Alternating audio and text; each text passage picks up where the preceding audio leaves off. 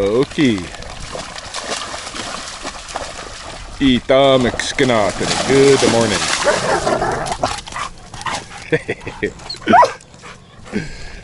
It is probably about 8:30 in the AM on Wednesday, the 12th of June 2024, in the second summer lunar cycle. The long rains, and just out walking the dogs, obviously, at Binukgoyim Park on the north end of Lethbridge, where there's no rattlesnakes, or rarely rattlesnakes. Anyway, I have something that I want to journal today, and I thought it would be most appropriate to handle it separately from the wildlife recordings that I'm also making today.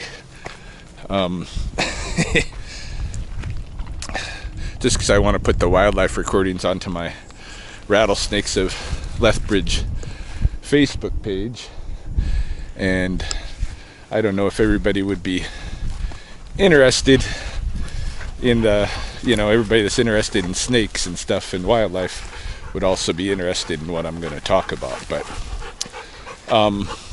you guys know, since at least last year, when I suddenly had to take back over my house from Mahoney, and lost Brittany and my relationship with Brittany over that same summer. Where are these guys? Holy, there was a giant splash in the water just now, like I don't know what that could have been.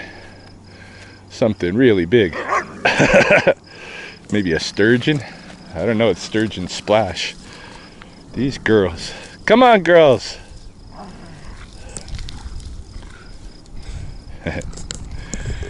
Yeah, you guys know I've been talking about it since, how, in the mornings I wake up with high anxiety, or, about how sad I am still about not only Brittany but Chelsea, even how things went down with Chrissy, all of that stuff.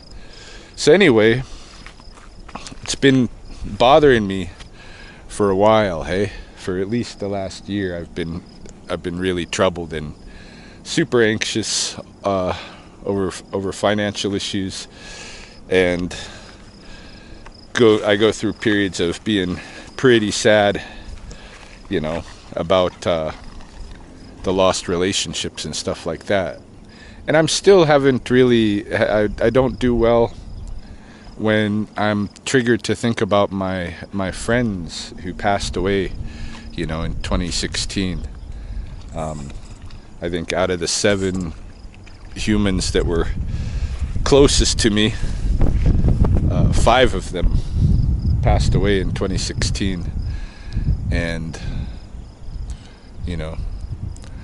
and then I divorced the the 6th one, and then my 7th friend lives way over in San Francisco. So I was left without anyone, really that I was close to here.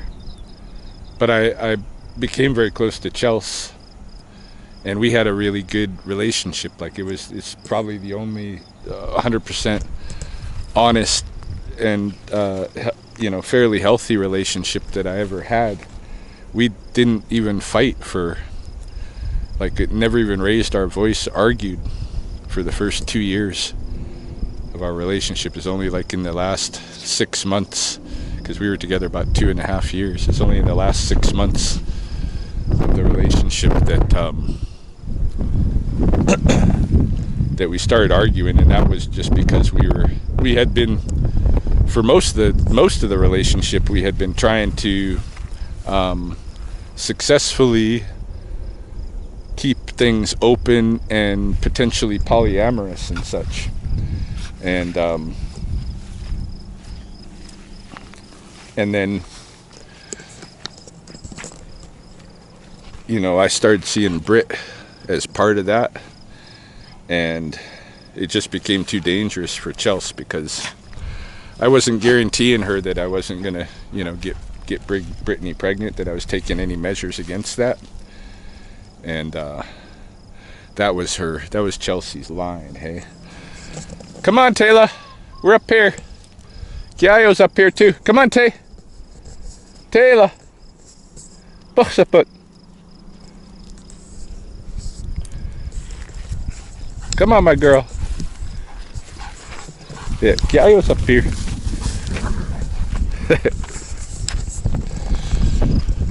So anyway, you know, when Chelsea and I left, it wasn't like a big fighting breakup. It was just like, you know, she just was like, I have to leave and let you be with her. And she stayed close. Hey, Taylor, enough. She stayed close, Chelsea did, to that duplex where I was staying. She only moved about 2 blocks away into an apartment, and she waited there for me for a year. And I was still with Britt after that year, and so then Chelsea moved home to her mom's, where she is still today. And, you know, every so often, like recently, Chelsea gets a hold of me, and she always expresses an interest in getting back together. You know, she always expresses a opinion that we messed up by breaking up. And I don't disagree with that, hey? But having already gone through a breakup and stuff, it's hard to kind of justify, I guess, getting back together when Chelsea doesn't want to be second choice, right?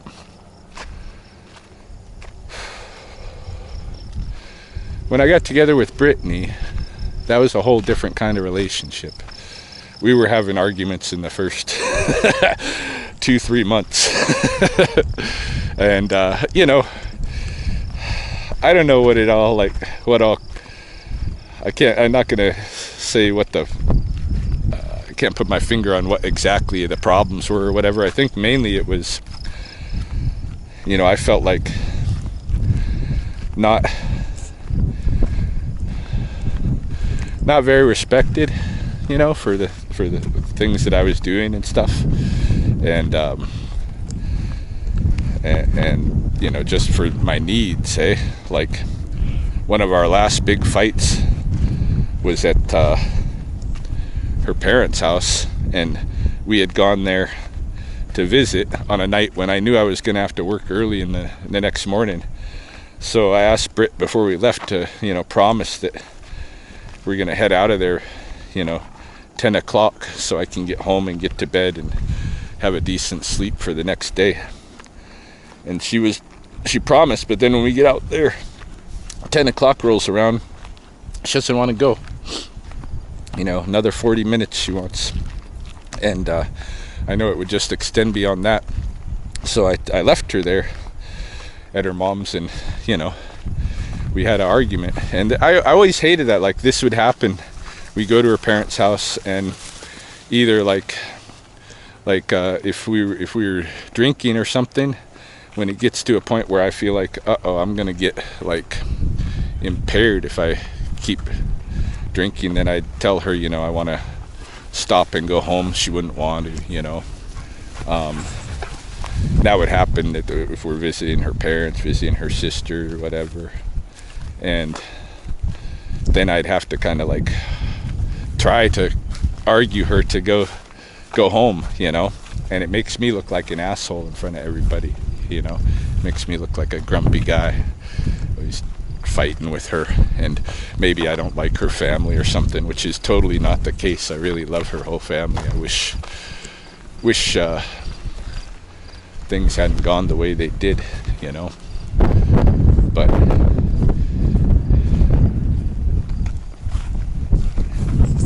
ultimately,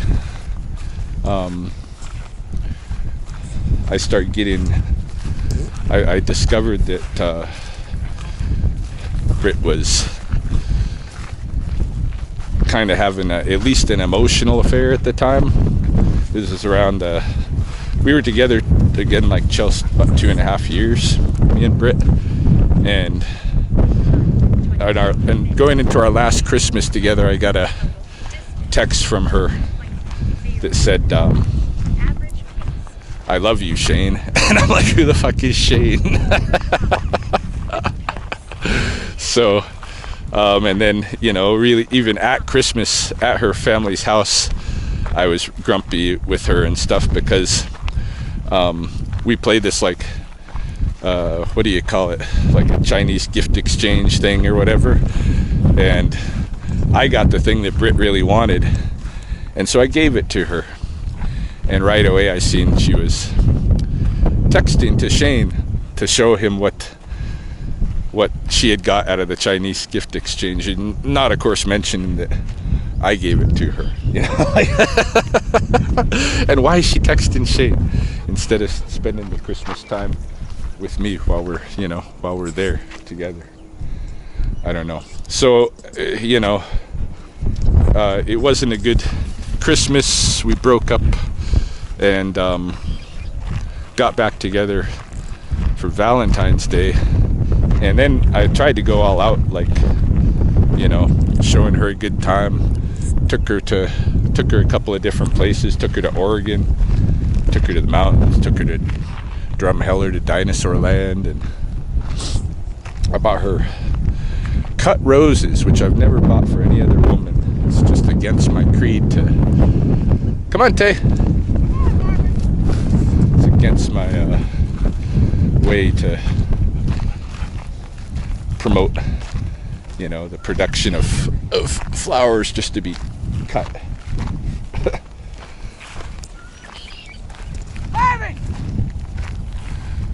I don't see anybody. Oh yeah.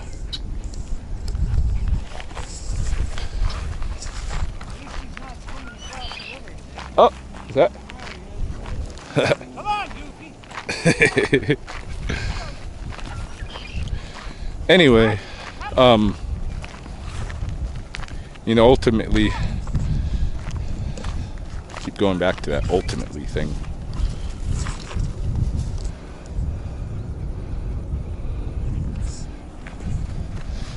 Even though I tried to show her a good time, she kept grooming this thing with Shane. And then when Mahoney ditched the house and I had to take that over suddenly, you know, Britt didn't lift a finger to help me with any of that move. And in fact, instead, on 2 occasions, she went out and she was cheating with this Shane, you know. And at one of those occasions, she went with her sister Cass. She said she was going to a concert with Cass and her siblings. And then here I've seen the photos from the concert, and there's Shane with her, you know. So she was cheating, she was grooming that relationship. And around her birthday, you know, I didn't really get her much. Well, I didn't buy her anything for her birthday, which is a problem with, because in Britt's family, they're not religious, but they really celebrate birthdays, you know. And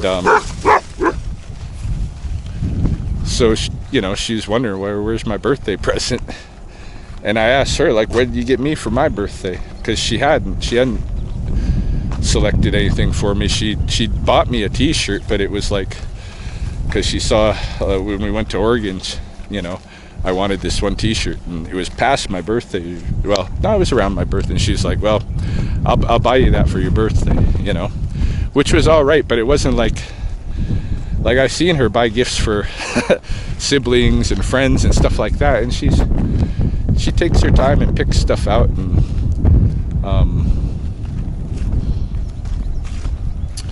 Anyway, toward her birthday, after that and stuff, she took off with her friends. She was supposed to go on a Friday night to we have this, big kind of festival called Whoop Up Days here at the end of summer, and a big carnival.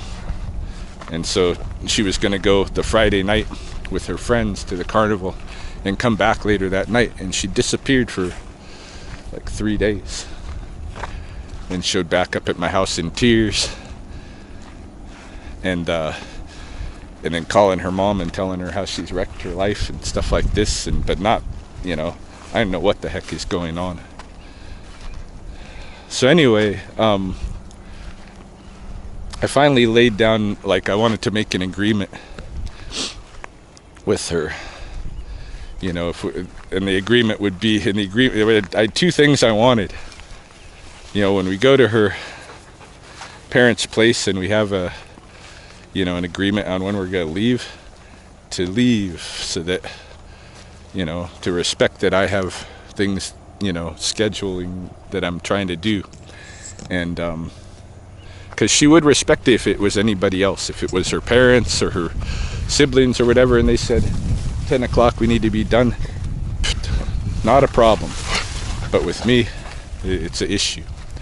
So I asked her, to stick to those agreements from now on, and to not be disappearing for days at a time without letting me know what's going on, where she is, who she's with, and all that stuff. I don't want to just be I don't know where Britt is, she's gone for days.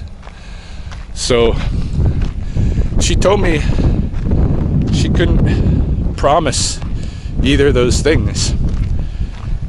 And I said, that sucks. And she says, you want me to move out? And it's I guess so.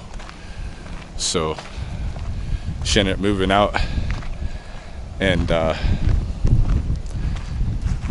I regret it. Even though I was mad at her and I wanted her to move out, and obviously, things weren't working good. I felt like it's not because they couldn't work good, but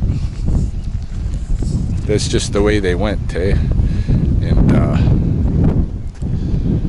so, even after kicking her out, it was just followed by immediate regret and loss and stuff. And since then, I just haven't recovered, When Chrissy came in, which was pretty quick after Britt left, because Britt left in, I think, August or September. Yeah, I think it was September. And in October, Chrissy moved in. And I wasn't ready for that, I wanted to see her. I didn't necessarily want a right away move in, but I wasn't really also against it, but she was giving me panic attacks, hey?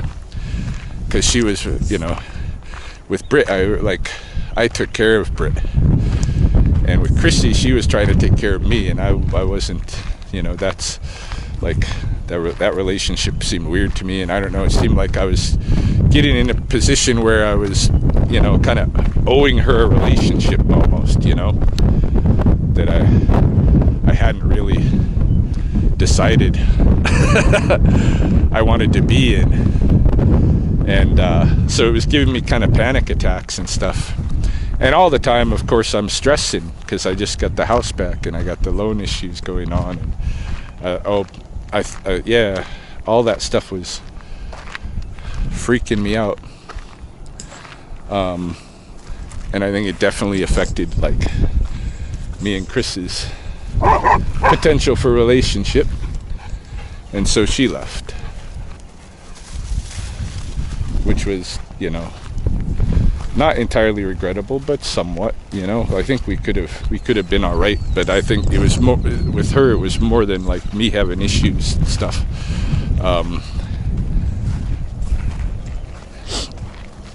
She had problems getting along with people. with other people. She was starting to be pushy with my roommate about weird things, you know. Wasn't gonna work. So any case,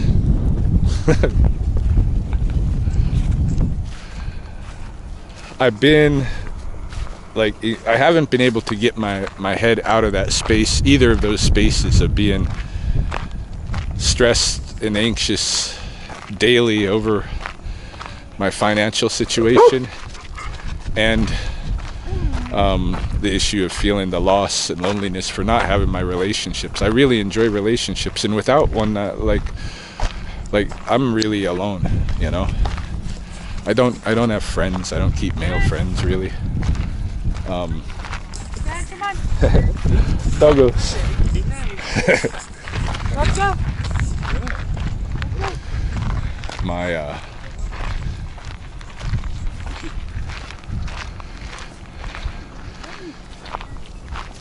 yeah, it's not that I wouldn't keep male friends, but in general, I'm kind of solo. I've always been kind of solo like that, you know.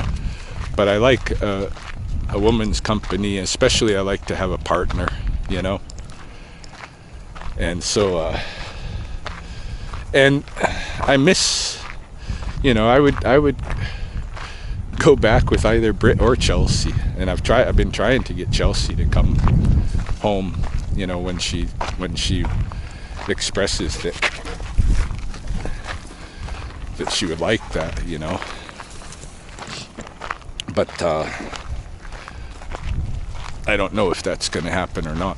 Okay, but either case, like, I get triggered all the time to think, to both like be worried about the financial stress and to be lonely for those relationships, because my whole world is like a ghost world of relationships, from my lost friends,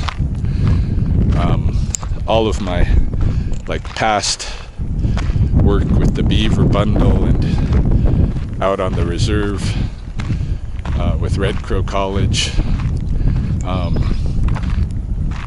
My house, you know, it's full of stuff that came to me in those relationships. Even just driving my vehicle, you know, like just driving here this morning. I think of Britt because she was always with me in the truck. She liked to drive around, you know, and listen to music with me. That was one of her favorite things to do, is just cruise and listen to music. And all of the places that I go, you know, the back roads of Lethbridge and the places in the coulees and stuff that I go, I took her to, you know, all of my favorite places. I made memories with her there. And so everywhere I go, when I drive up this coulee right here, I think about Britt. So, and I get choked up. Like, I never used to be so sensitive, or I didn't think I was. I'd never had loss and stuff to deal with at this level, you know, but I never used to be such a sensitive guy that, you know, during my everyday, at some points during my everyday, I'm triggered to either almost cry or cry.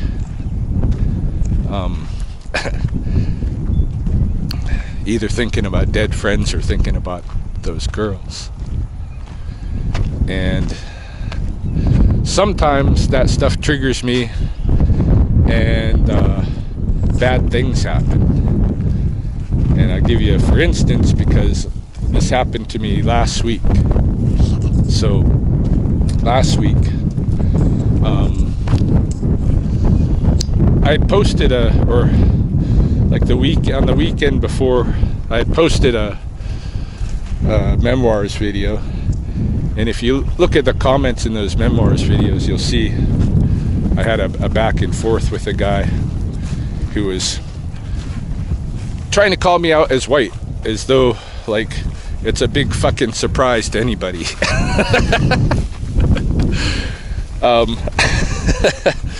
You know, I am Caucasoid. Imagine. But in any case, he made some threats to come and see me and deal with me or whatever. And so I went home and I was ready, because I didn't know he stays in Edmonton, so he's nowhere near as he's making those threats. But I was ready that night for a visit, you know. And then nothing happened. But then on Tuesday morning, I woke up and drove the dogs to the dog park and got almost there, and realized my tire is flat. And I went out and looked, and it definitely looked to me like it was slashed. You know, I'm betting it was cut. Sorry, my camera ran out of battery there for a minute. Had to switch batteries. But yeah, my tire looked to me to be slashed. And so I posted photos of it on Facebook. And I said I have a suspect. And I'll be talking to the Lethbridge Police Service about that suspect. And, you know, then he started commenting on there that he's up in Edmonton, he could have never done it and all this stuff. And okay, so I was wrong, but he, you know, day before made threats, so why wouldn't I suspect him? You know, he set himself up to be a suspect by making threats.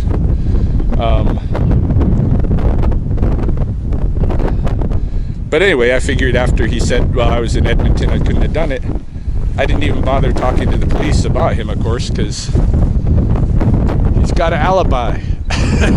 So I went about my life. In fact, I wrote comments to him, you know, trying to say, like, not a big deal. We both insulted each other, you know, the last couple of days or whatever. But I'm all good. And he seemed to be all good. And so we were going to go on from there. So at the same time that was going on, though, hold on. Yeah, come on. At the same time that was going on, another thing happened. I started getting phone calls and messages from Britt's sister Cass. Now Cass and I have a history. When I was with Chelsea, we were playing with polyamory. Cass was one who Chelsea and I were playing with together, and she's actually, through her is how we met Brittany, of course, to begin with. And so Cass, I think, is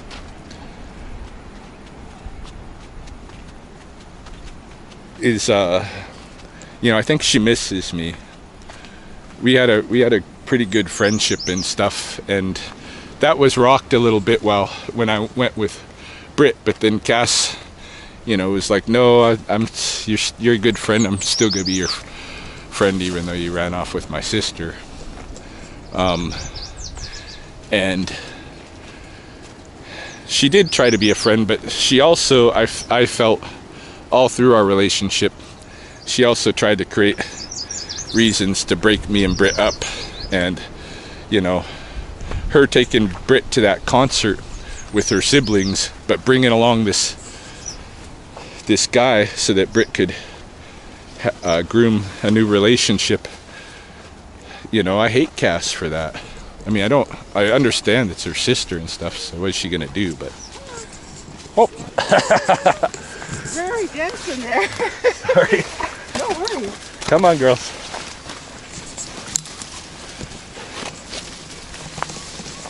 Yeah, I understand it's her sister, so if her... Hello. Hey, whoop. Here we go. Small trail here. Yeah. Come on, Taylor. Taylor. Taylor.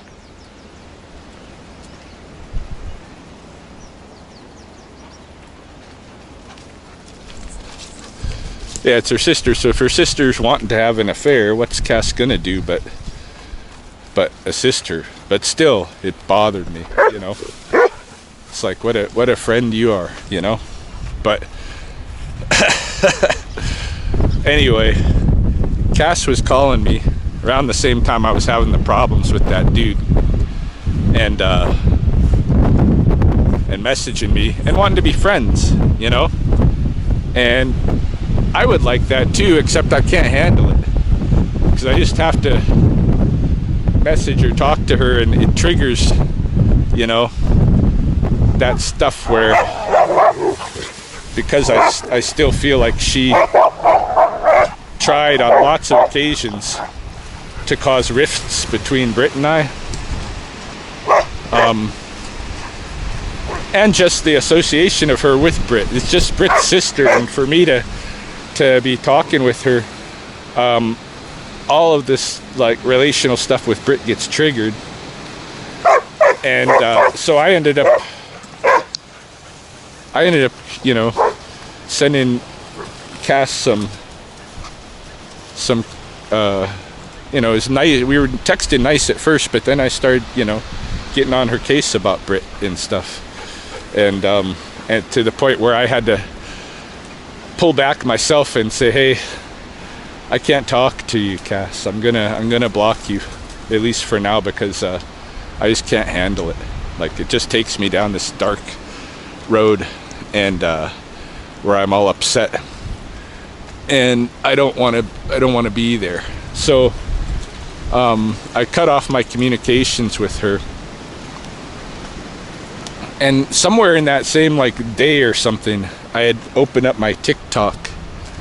I bought a iPad, a used iPad several months ago, and I was planning to write.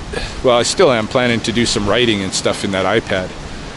But when I loaded up TikTok, for some reason I couldn't get my regular TikTok profile up on there. So I just created another one. So I've got 2 TikTok profiles, and the new one that I created, you know, Britt didn't have blocked, and so I saw Britt's TikTok account come up as a suggested, you know, friend, and I did, you know, I shouldn't have opened it, but I opened it, and there's a couple of, you know, stuff in there with that guy, and that triggered me, you know. And so by midweek, I was not doing good. I was starting to get really kind of in a depression, and I started drinking. And this is something that I've done, that I've, you know, the first time it happened to me was when I was in the military, and I didn't want to be there, and I was stuck, and I got upset for being stuck in that place, and I started drinking. The day I left the military, I left the booze entirely. It's like nothing. Then I was in a relationship in Boston where I was going to school, and for the first 3 years of that relationship, I didn't drink or nothing, but then I started not enjoying that relationship, and I started drinking. And then when I did another year of that relationship, you know, drinking a lot, and then I left that girl for Mahoney and moved here. And again, like, as soon as I was in a changed situation, the drinking went away. So I don't think that drinking compels necessarily all the bad stuff to happen to me, but like, what's the chicken and the egg thing, you know? I think I get depressed, and then I try to self-medicate with alcohol, and then it just compounds the issue because it's a depressant. So by midweek last week, I was in this state such that on Wednesday, which is, I usually go to the comedy club, Good Times, for the Pro-Am night every Wednesday. And I would have went last Wednesday. I'm gonna go tonight. I would have went last Wednesday, but already by 6 in the evening, I was feeling like I shouldn't be driving around in my vehicle. That's how much I'd been drinking, and so I didn't go. I stayed home. Thursday comes around, and I'm so sad. When I wake up Thursday morning, I'm in such a depressed state. I'm just crying. I'm just sitting in I stayed in bed, stayed at home, and for a good part of the day, just was in a deep sadness and kept drinking, and into Friday, same way. And by Friday, I stopped eating. I didn't eat anything Friday. I just got liquid calories. And Saturday, I tried to eat something. I knew I needed to eat, but it wasn't working. I tried to eat half an apple, threw it up, and then what else did I try to eat? Well, I tried to have a bowl of. Did I try to have a bowl of soup that day? Chicken noodle soup? No, I don't think so. I tried to eat something else, but I just got a little bit of it in my system, and it was coming. Like Saturday, I spent most of the day in bed sleeping, or crying to myself, feeling bad for myself, or puking. And that went on from Saturday morning into late Saturday night. I was still puking my guts out and stuff. And then Sunday came around, and I was finally able to start getting just a little bit of food in me. I think I ate like a stick of celery over a 3-hour period. And then got some chicken noodle soup and ate like half a bowl over maybe a 3 or 4 hour period. And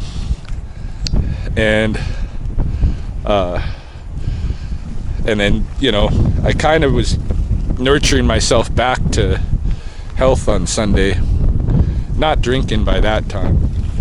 And then of course on Saturday when I started puking up is when I stopped the drinking. But even Monday I wasn't feeling myself yet, of course, and still had some recovery to do. Pretty much for those days, at least from Thursday through Sunday, I was dysfunctional. Like I couldn't do anything. I did go out on emergency rattlesnake calls, but other than that, I stayed at home and was in bed. And I missed work. I had some lawn mowing jobs that I missed. I had a call for a porcupine in a backyard that I missed entirely. I just couldn't get out of my own way to do anything. I made myself so sick. And I realized I can't keep doing that. Hey, that's something that is happening to me with that kind of intensity more and more frequently. I was looking at notes that I've been making, and it was only 2 weeks between that episode and the last episode before that was bad. It had been occurring, I think, probably at maybe a monthly rate, but its frequency is increasing, and I have to deal with it.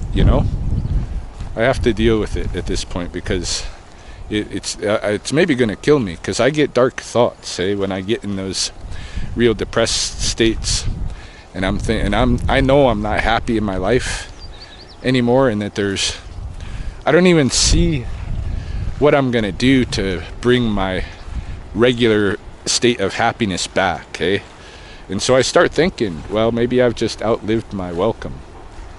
And those are not good thoughts to be having, So, and physically, I'm hurting myself, I don't know what all has gone into my teeth decay. but I'm pretty sure with the starvation that I do 2-3 days at a time. Girls, Taylor, Kiayo, let's go. These girls, come on. With these starvation that I do, my body's probably lacking some of the basic vitamins and minerals, and maybe taking it from my teeth. I know this happens with anorexia and stuff, but of course, applying the alcohol, the sugar on my teeth can't be good. But I've been drinking some alcohol most of my adult life, and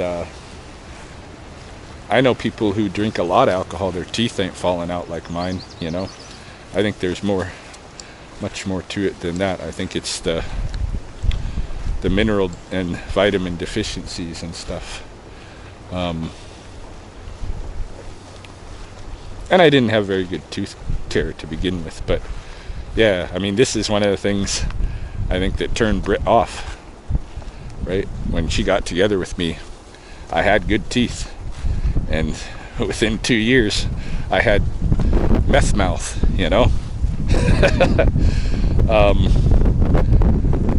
Who knows how it's affecting my guts, my stomach and my guts and all of that, and my brain is not good. I know my brain is not good. I forget a lot of things. I forget even what I've done one day to the next, all of what I've done one day to the next. I forget appointments. I used to be really, really sharp, and I feel like my brain is hazy at this point. And I still, like, every day I wake up and have to negotiate that sense of coming back into a situation where I have a huge financial challenge, overwhelming. I really fear losing my house, because I need my house. It's my base of working operations. It's where I can have my animals. I'll never get another house if I lose this house. My credit is fucked. So every day I wake up into that and into the loss, and it's just too much. I gotta do something about it. So I decided yesterday to take a first step and I made some appointments. So this Friday I'm gonna be going to see my family doctor and talk to him about some of this stuff and ask for him to do blood work.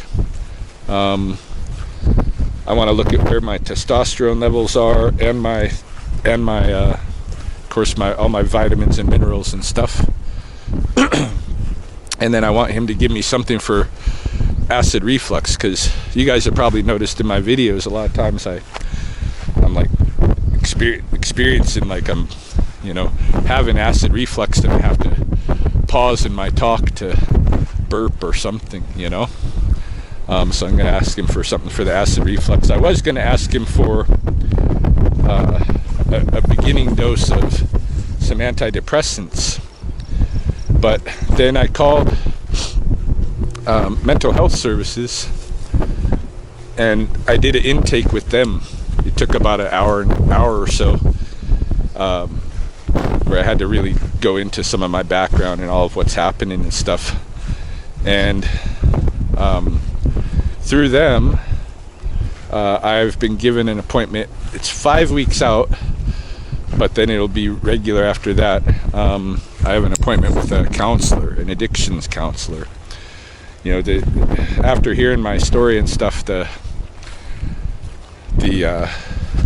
person I was talking to, the intake worker, gave me two options. She says, either you can go to a mental health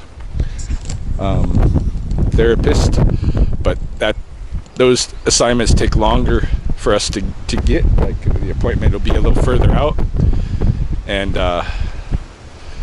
they'll deal with, you know, your depression issues and stuff, and anxiety and all of that. Or you can go to a addictions counselor, and they're also going to deal with the whole picture of everything, but they're going to focus on getting the alcohol issue addressed. And Kiayo, where are you at? Way over there. They're focused on getting the alcohol issue addressed. And you know, the intake worker kind of, her opinion was that I shouldn't do antidepressants, that those are better for people who are depressed because of having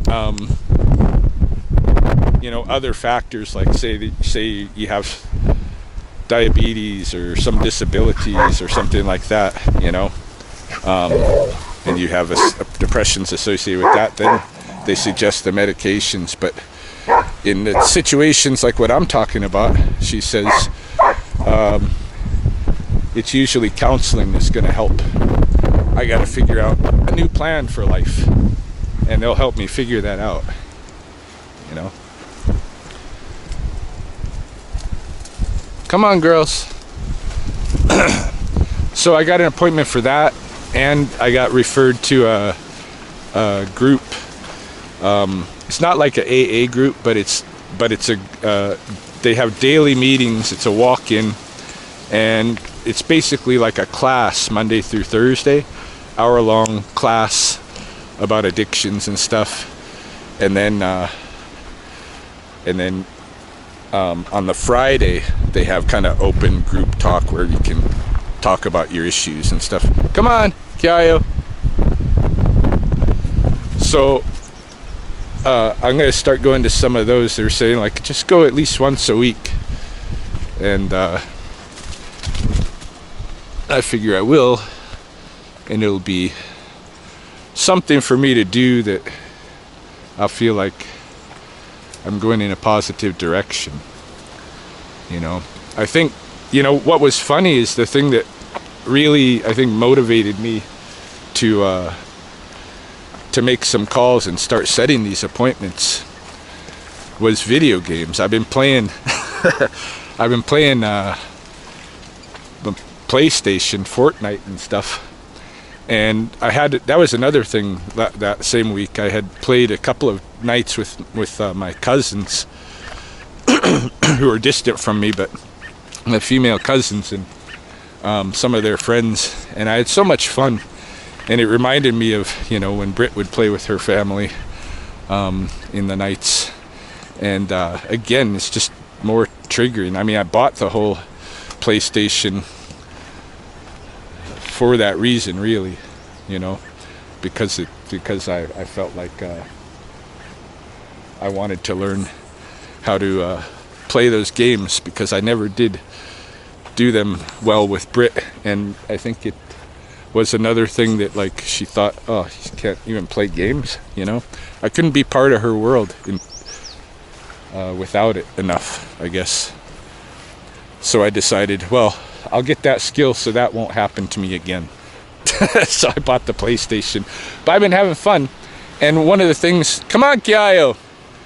One of the things that I've been thinking, that it's changing my thinking already to be playing video games, because as I was having these issues and stuff and thinking I got to do something about myself, one of the ways that I started looking at it is like, you know, what if this life is, you know, what if you just imagine it to be a simulation, to be a video game, and your body is an avatar that's just being played by your spirit, hey? And as you move through the game, like, yeah, you're gonna get hit with stuff, and your health is going to go down. Maybe I have a line of mental health that's gone way down, and I need to bring that up. And how am I going to boost that? I had never considered psychiatric medications before in any of my, whenever I've felt, I've struggled with anything. Come on, Kiayo. Taylor. Where's Taylor? Oh, there you are. Come on. Come on, you two. Let's go. I'd never considered psychiatric meds because I always figured, well, that's a bad idea to introduce,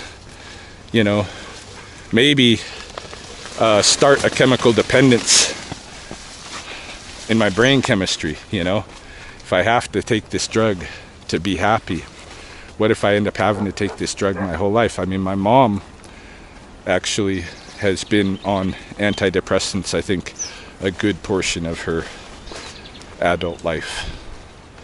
And but she does have medical issues and stuff that are somewhat part of what's behind that, but it's more than that.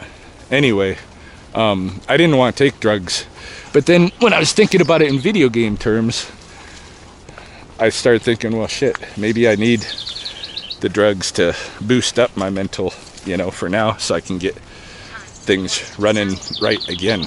And so I considered it, and that's what had me making those calls. I was thinking I'm going to line myself up some a potion to fix my mental health line. And even though I think ultimately I'm getting where I need to go on that by having made the move to make those calls and set those appointments, it's not. I'm not going to do the meds. I don't think I'm gonna try the counseling like it was suggested and see what goes on. So yeah, that's what's going on with me, and I wanted to do a video about it. I feel obviously like somewhat uncomfortable. Yayo, where'd you go?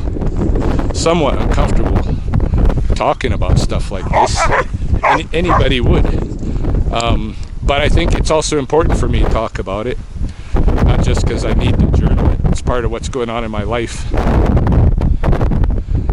But also, I see a lot of people on like my social media, friends and such from the reserve, who go through periods where they feel like suicidally depressed, and they might post. I've seen, like, just in this last week, I've seen 3 different people doing this, and I've communicated with a couple of them, basically saying we want out of this life. And I've enough people do take themselves out of this life around here that it's not a empty threat to be poo-pooed. And I think if I document what I'm doing and show people instead of keeping it to myself, maybe somebody else will decide to, maybe it'll help somebody else. I don't know if I can find my solution even in this, but I might as well try, right? And it's given me already, just in this last 2 days, having made that move, just making those appointments, it's already given me a confidence a little bit that I can get out of this, but we'll see.